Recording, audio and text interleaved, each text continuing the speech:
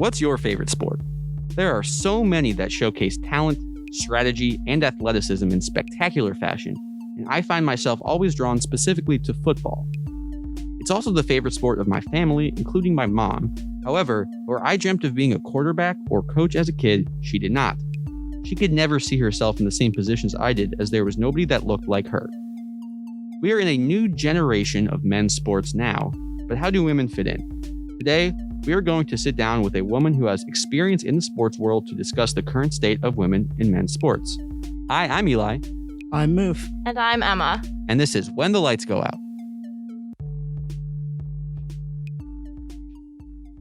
So today we have a special guest. Everybody say hi to Emma.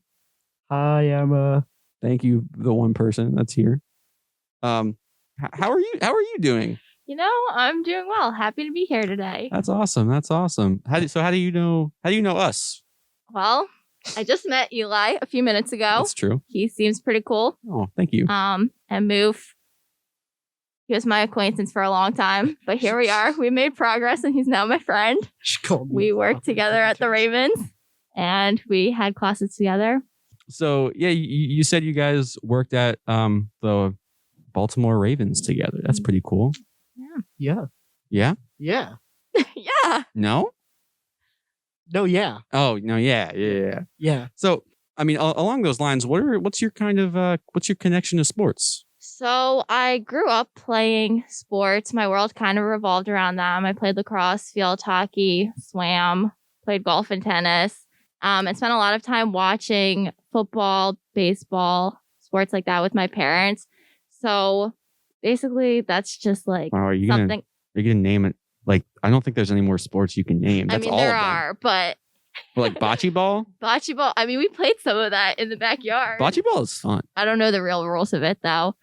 And then I pretty much always wanted to be a teacher, and I also dreamed of playing lacrosse in college, but when I got to high school, I was like, no, lacrosse is not going to be for me. I'm kind of done with this. And I did an internship senior year of high school with a gym teacher. And he was like, you'd be a great teacher, but don't teach because it's so political now. It's like, great. What am I going to do with my life?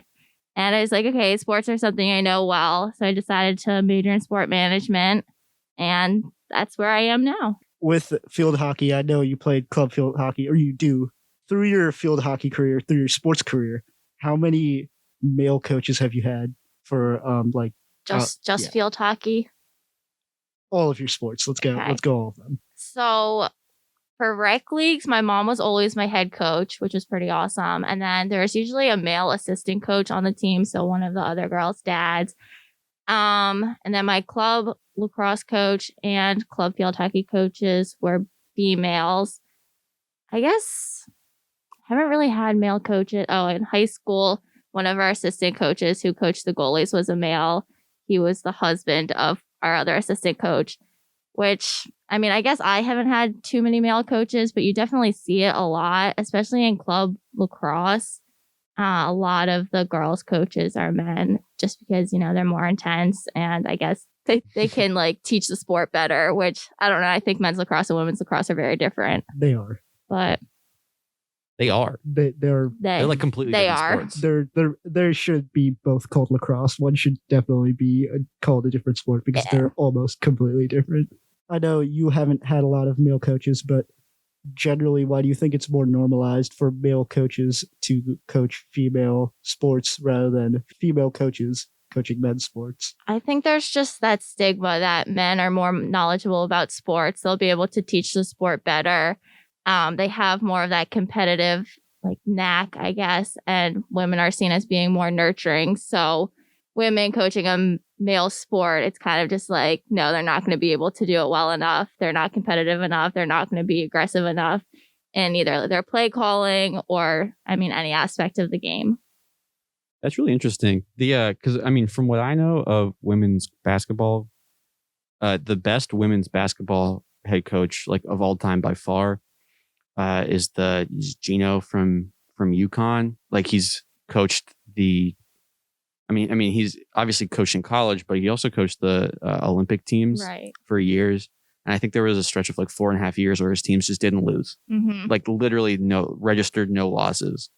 And it's really interesting how he's like probably, I mean, easily considered the best women's basketball head coach of all time.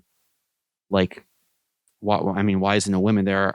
There are a lot of women in, especially college, a lot of head coach and down the line strength coaches and stuff. So, I mean, it's really interesting that the best one is considered, or the person that's considered the best one is a man. Right. I do feel like in a sport like basketball, though, the games align a little bit more than, say, lacrosse. Like a male does really know the game of basketball, and they're not necessarily played differently. Like men's and women's basketball, you can play, have the same like mindset, have the same game plan, and it can be executed in both games. Yeah, that's fair.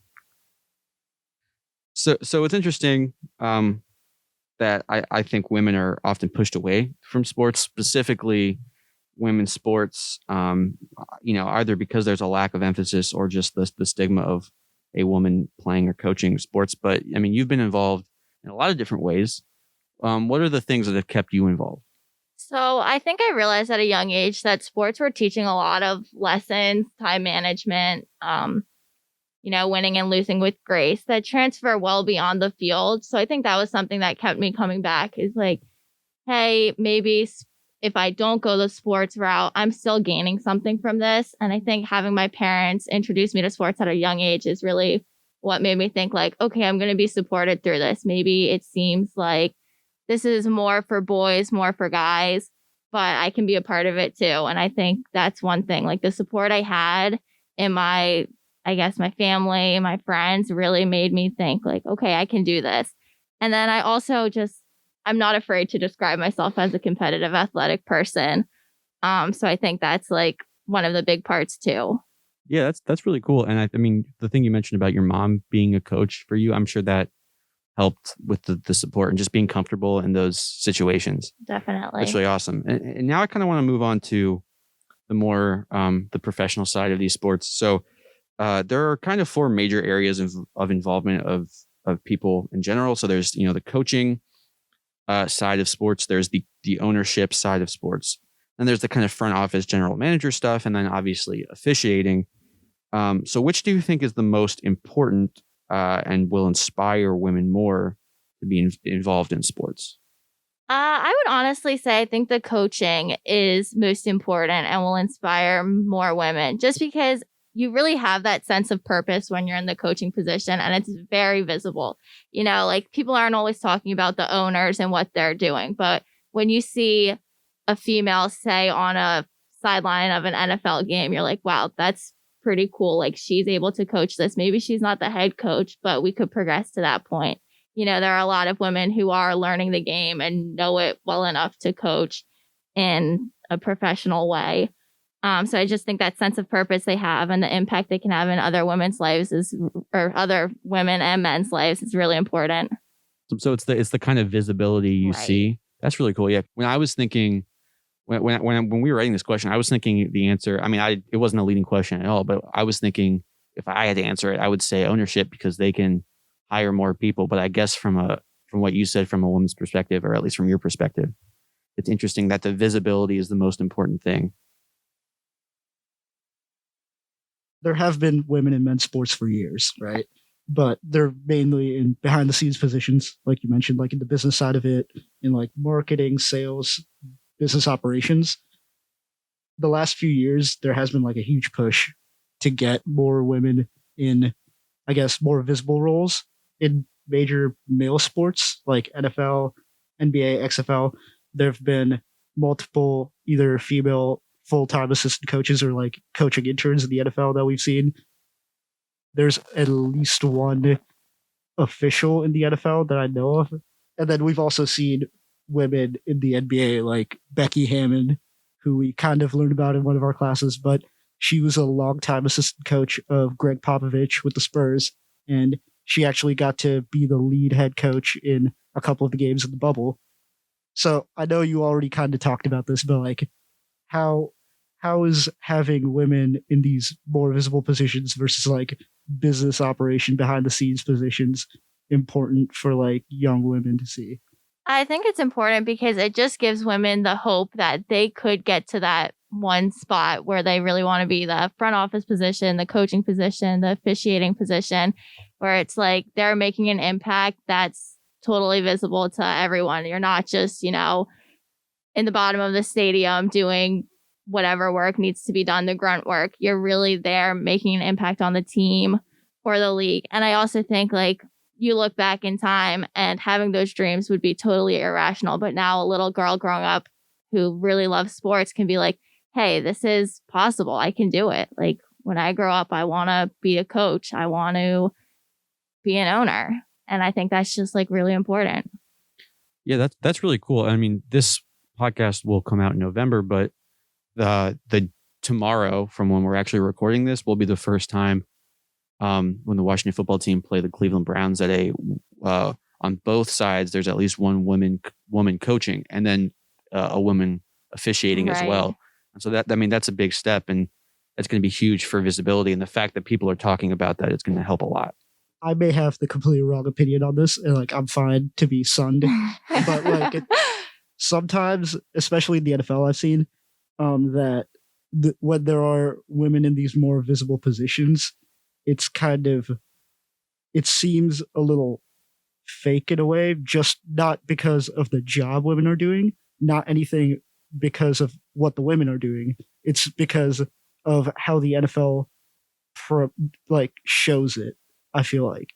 And I've seen like the most prominent example of this is like two weeks after the Washington football team incident, the scandal broke out, the NFL posted a thing on LinkedIn about one of the football team's business operation higher ups, who was a woman, and talking about how good the diversity in the Washington football team's staff was.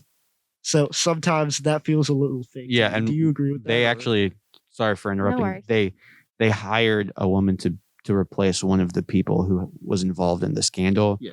And it's like a very visible position. It's like the radio position, one of the big marketing people. Yeah.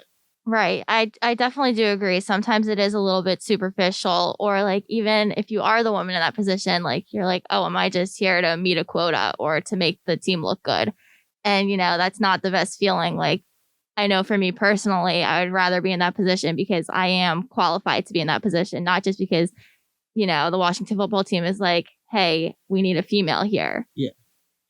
And now that we're talking about the Washington football team, well, I think it's an important topic to get into, the Dan Snyder kind of workplace aspect of this. So, I mean, it's clearly horrible to work there if you're a woman. I mean, how many people at this point have come forward?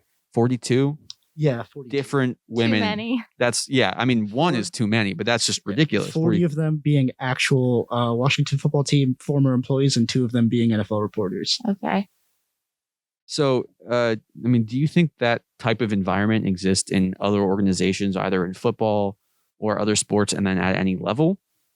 I think that absolutely happens. I mean, saying it doesn't would just be wrong. And obviously that's not just something that happens in the sport world. That happens all over. That's just a workplace environment thing. But I would say like that's not just a Washington football team thing.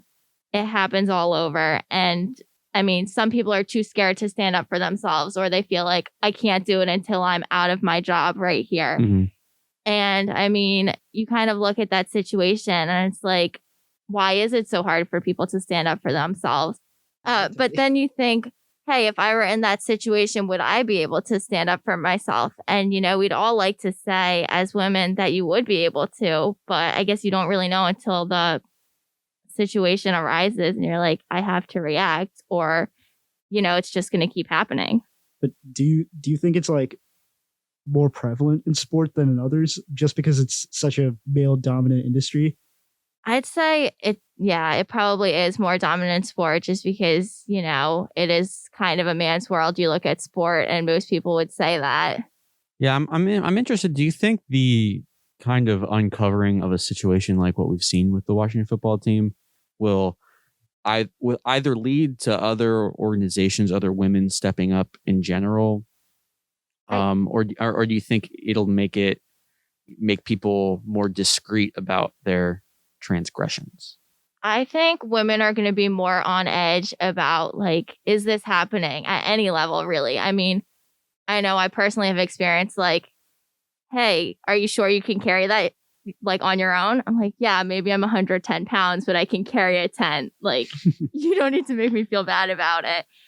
But I think once one woman starts saying something, other women are like, okay, I'm not going to be, talked down to for bringing this up now. Other people are doing it, so now I can too. Well, I was thinking earlier today, and the whole deal with USA Gymnastics. I mean, I don't know how familiar you are with it, but there was a lot of sexual harassment, a lot of really horrible stuff done by coaches and stuff. And I mean, these kids are children.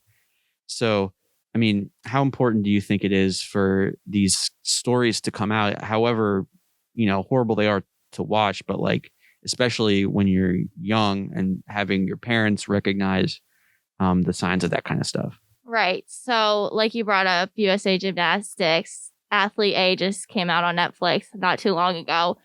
And honestly, I didn't know too much about the whole trainer situation with the girls, but you watch that and it's absolutely appalling.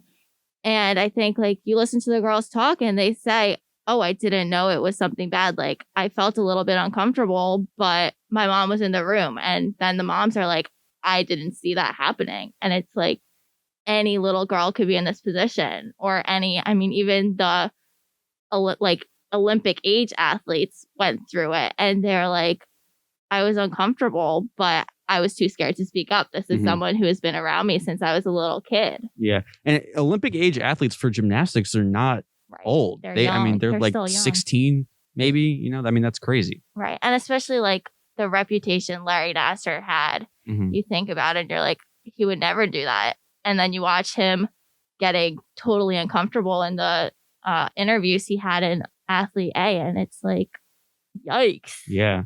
And I think it's also important, since we're talking about women in sports and the kind of horrible things that happen to women, it's important for us as men to really focus on figuring out where that line is and what the issues are from our perspective. Going off of those two horrible incidents, how do you think the Washington football team scandal for women thinking about going into the business side, I guess, and the USA gymnastics scandal with Larry Nassar for female athletes, how do you think these incidents affect how women see sports organizations and affect how many women will see these incidents and still want to go into sports? It definitely puts you on edge a little bit because like what could be coming for you, and will you be able to stand up for yourself if the situation arises? But I think personally, like, sports have always been a passion of mine, so I'm not going to let a little bit of fear deter me from pursuing something that could be really good for my future.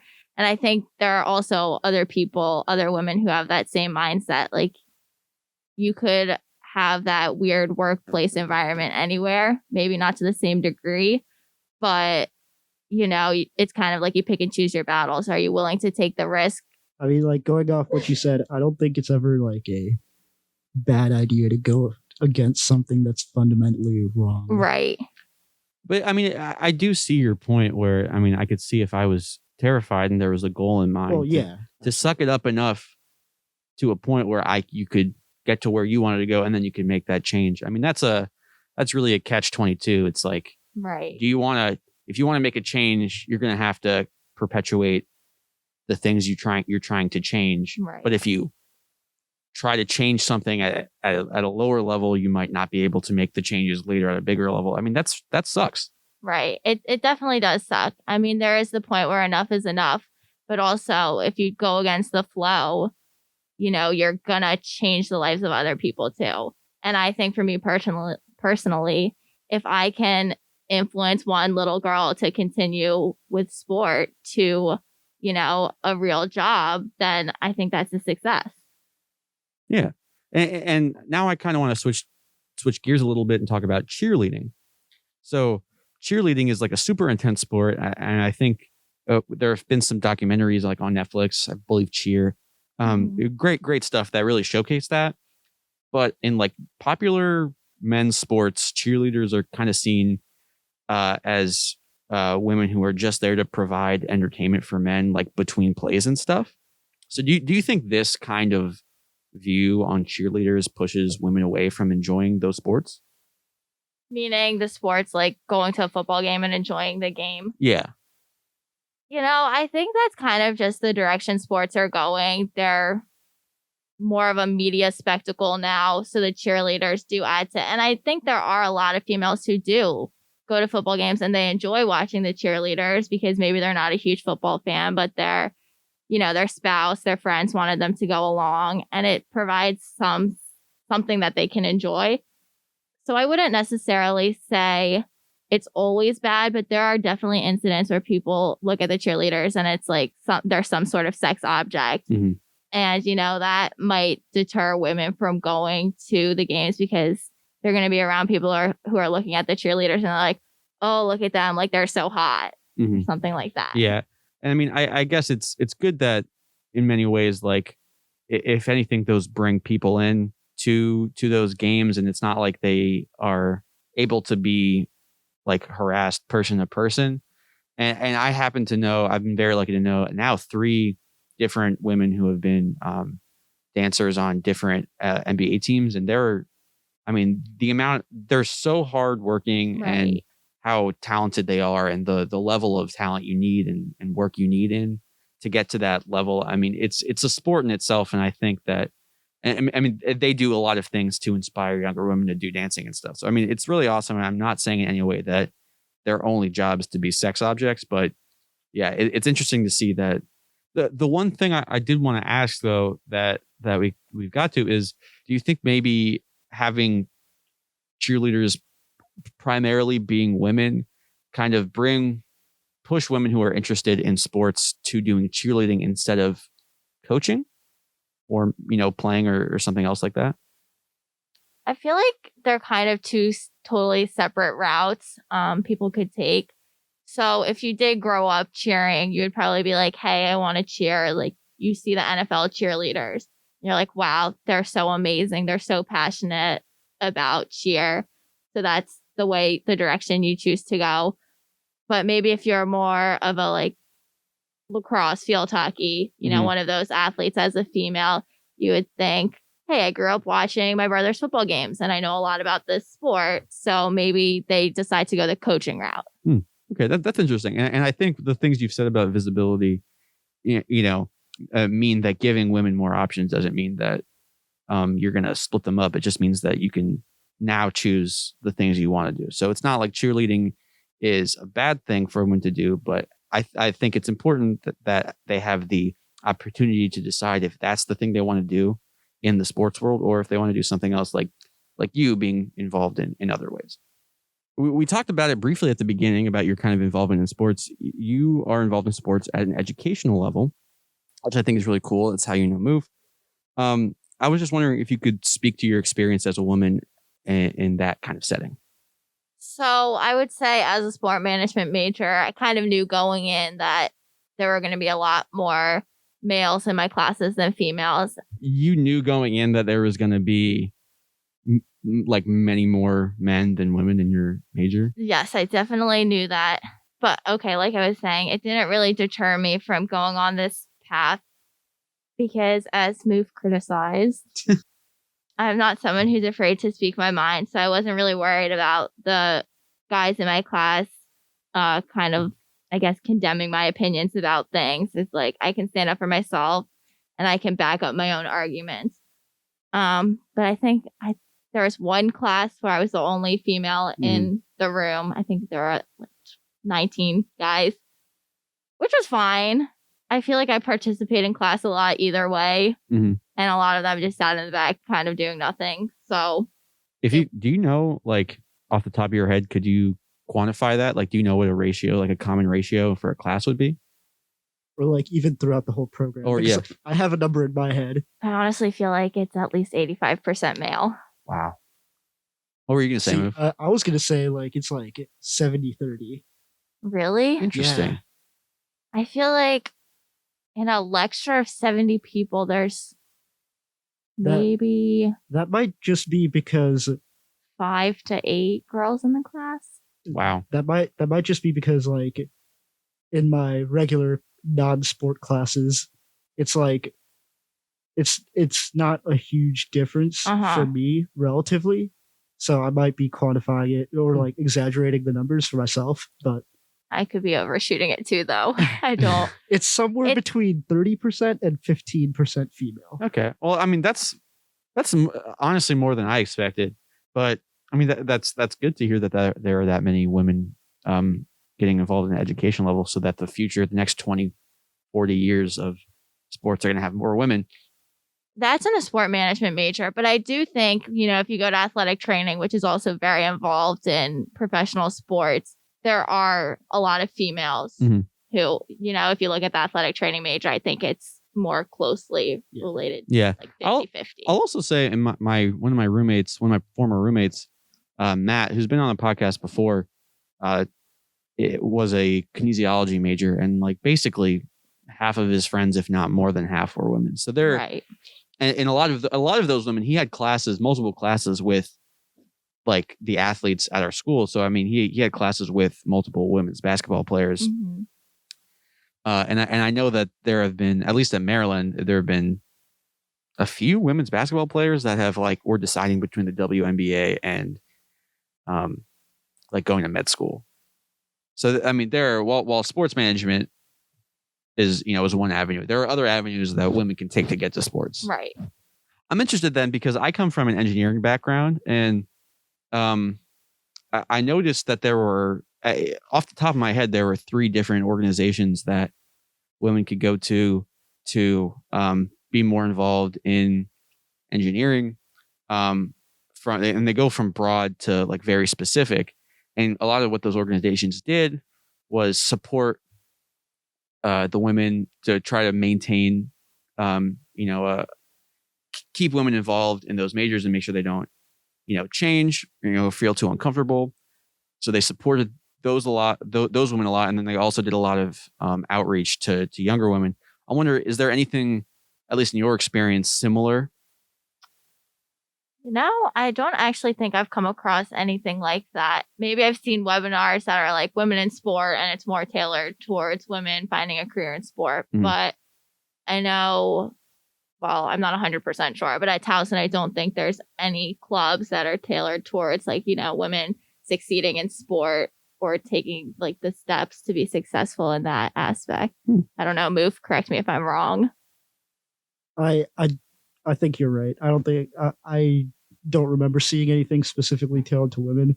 The only sport club that I even knew about specifically for our major was Sport Business Administration, which is just like all people in our major. Right. Mm-hmm. Well, then, I mean, going off of that, do you think there is more that can be done to get women involved in sports at the educational level? And if so, what are some of the things that you can think of that would help? I definitely think that there's going to be a rise in it. I mean, just in sport management, the first sport management program was a master's program, and that wasn't until 1966. So, we're still within 100 years of this program really even being a thing to begin with. So I could see easily in the next decade, probably more clubs for women to kind of find more of a footing in sport than in previous years. That's really cool. That's good that it's moving in the right direction. Yeah, I mean, going off of what Emma just said, I didn't know sport management was a major before I was looking to switch majors. So I think that would be even the first step, just getting everybody to know that sport management is actually a real thing and what it actually is. Just generally getting more awareness for the actual major would probably be a good start. Right. So, I mean, what we talked about today, it seems like there are a lot of different things that can be done to get women involved more in sports, and that it's, looking up, though. I mean, we have someone that very well will be involved in sports, who is a woman in the future. And I'm excited to see what else you do, Emma. So thank you so much for coming by and talking to us about this. It's a very interesting topic, and I personally learned a lot. Well, thank you for having me today. Appreciate you bringing me in. Absolutely. If you're out there, make sure to check out our website, whenthelightsgoutpodcast.com. That's whenthelightsgoutpodcast.com. You can find all our podcasts, all our blog posts edited by the fantastic Kate Rempe. And make sure to follow us on Instagram at whenthelightsgoutpod and on our Twitter at lightsgoutpod. Thanks so much for listening in. I'm Eli. I'm Muf. And I'm Emma.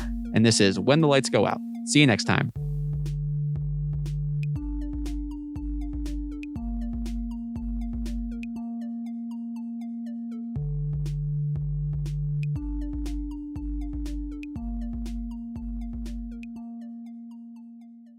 Oh, You need to learn how to love yourself. Maybe you should listen to some Justin Bieber. And Justin Bieber. Justin Bieber, first of all, slaps. Yes, absolutely. Thank you. Monty, you listen to music. You should listen to some fucking Justin Bieber. Monty, what are your thoughts on Justin Bieber? What are your thoughts on J Beebs? We got it's okay. And then a little one of those handshakes, the little wobbly handshakes. That is a success in my book. It's like jazz hands, but horizontal. I think if you went to a Justin Bieber concert, you would understand. Yeah. I can't get over jazz hands, but horizontal.